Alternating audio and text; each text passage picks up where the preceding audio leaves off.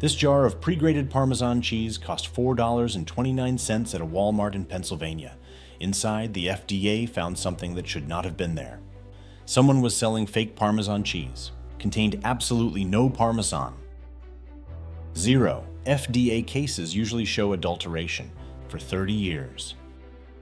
Not always literally zero cheese. But here's the crazy part. It took the FDA, Swiss cheese, mozzarella, white cheddar, 4 more years to even start testing the rest of the industry. Cellulose is wood pulp, sawdust. Today, we are stepping inside the global Parmesan supply chain. And we are asking one simple question. When you sprinkle white powder from a green can onto your pasta, what are you actually eating? Think about that for a moment. Just 3 ingredients: milk, salt, rennet. It is not shelf-stable for years in a plastic container sitting under fluorescent grocery store lighting. It is a 90-pound wheel of cheese made from exactly 2 ingredients: raw milk and rennet. That is it. 2 ingredients, and both of them matter enormously. The milk comes from cows in a strictly defined region of northern Italy: Parma, Reggio Emilia, Modena, Bologna, and Mantua. These cows eat specific grass, grown in specific soil, in a geographic zone that has been producing this cheese in essentially the same way for over 800 years. The milk is collected within 2 hours of milking. No additives, no preservatives, no shortcuts of any kind permitted. The cheese wheels age for a minimum of 12 months. Most go 24 to 36 months. Each wheel is inspected by hand by a trained examiner from the Parmigiano Reggiano consortium. The inspector taps the wheel with a small hammer and listens. The sound tells them whether the interior structure is flawless or whether there is a crack, a void, a flaw somewhere inside. A flawed wheel cannot carry the name. It gets downgraded. A single wheel costs between $900 and $1,200 before export, before any retail markup touches it. This is not just cheese. This is an engineered product with an 800-year quality control system built directly into the production process itself. There is no equivalent in American food manufacturing. Nothing comes close. Now here's where it gets strange. In 2012, the FDA received that anonymous tip. The target was a company in Pennsylvania called Castle Cheese Incorporated.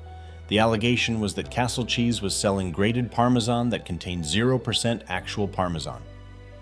Not low quality, not mostly real with some filler mixed in. 0. The product bore the label 100% Parmesan. Agents obtained samples from retail shelves. They ran laboratory tests, and the results were stunning. The product contained cellulose, a filler derived from wood pulp, the same material used in paper production. It contained something labeled as Swiss and mozzarella mix. It contained anti-caking agents and various industrial fillers, but it contained no Parmesan. Not one molecule of the cheese it claimed to be made from entirely. Castle Cheese had been selling this product for more than 2 decades. Distribution across the entire United States. Major retailers, major restaurant chains across the country had been serving it to customers without any awareness that it was not what it said it was. For over 20 years, nobody tested it. Nobody noticed. In 2016, Castle Cheese president Michel Murder pled guilty to criminal charges. The company filed for bankruptcy and dissolved. But here's the deeper problem, and it is a problem the Castle Cheese case did not fix. The FDA did not start systematically testing the rest of the Parmesan industry until 4 years after the Castle Cheese bust. 4 years during which every other producer in the country continued to operate without any independent verification of what was actually in their products. And when the FDA finally did expand their testing, the results were complicated.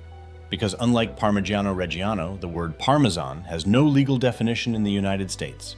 No legal definition whatsoever. In other words, in America, anyone can call anything Parmesan. There is no protected designation of origin, no production standard, no minimum aging requirement, no list of permitted and prohibited ingredients. The word carries no legal weight of any kind.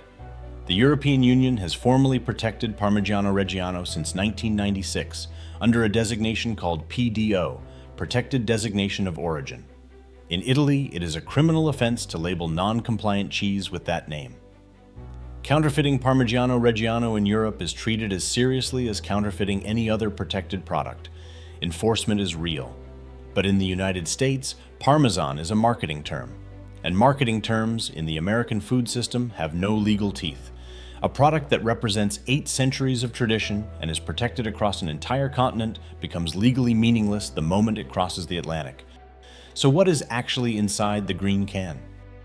Let us break down a typical grocery store graded Parmesan, ingredient by ingredient.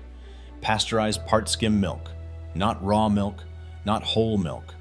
Pasteurized partially skimmed milk, a fundamentally different starting material than what goes into a real Parmigiano Reggiano wheel. Cheese cultures.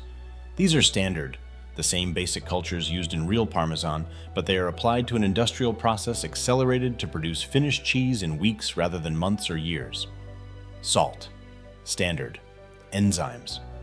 In real Parmesan, the coagulating agent is animal rennet, a natural enzyme derived from the stomach lining of young ruminants, the same way it has been done for hundreds of years. Industrial Parmesan uses microbial enzymes produced in a laboratory. They are cheaper, faster, and produce a noticeably different flavor profile in the finished product. Cellulose powder, listed on the label as an anti-caking agent. Cellulose prevents the grated cheese from clumping together in the container during storage. It is legal. It is also the same material used to produce wood pulp and paper.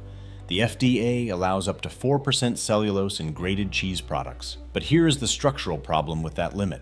Companies are not required to disclose how much cellulose they are actually using. The 4% ceiling is largely self-enforced, and self-enforcement in a $2 billion industry with slim margins and intense competition is not enforcement at all. The Castle cheese case proved exactly how long that system can fail without anyone noticing. When you buy grated Parmesan in the United States, you are buying an industrial food product engineered to look and taste approximately like cheese while costing a fraction of what real cheese costs to produce. So how do you avoid it? Never buy pre-grated.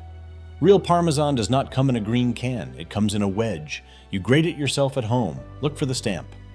A real wheel of Parmigiano Reggiano has pin dot markings burned directly into the rind during production. These markings show the month and year of production and the specific dairy code. No stamps on the rind means it is not Parmigiano Reggiano. Read the ingredients. Real Parmigiano Reggiano has 2: milk, salt. Sometimes rennet is listed separately. That is the complete list. If you see cellulose, modified enzymes, preservatives, or anything beyond those 2 or 3 items, put it back. Know what the name actually means. In the European Union, Parmigiano Reggiano is a legally protected term backed by real enforcement. In the United States, it is not. The EU PDO certification is currently your only reliable guarantee that what you are buying is what it says it is. Here is what this really comes down to.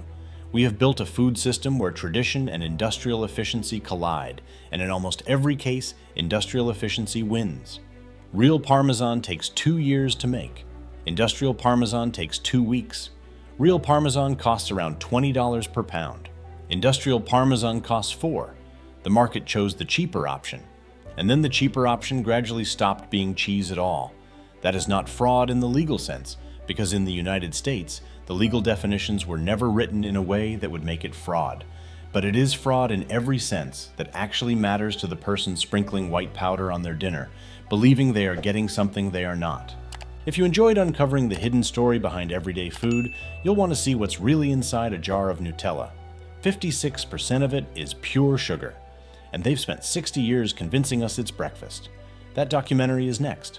Watch it here.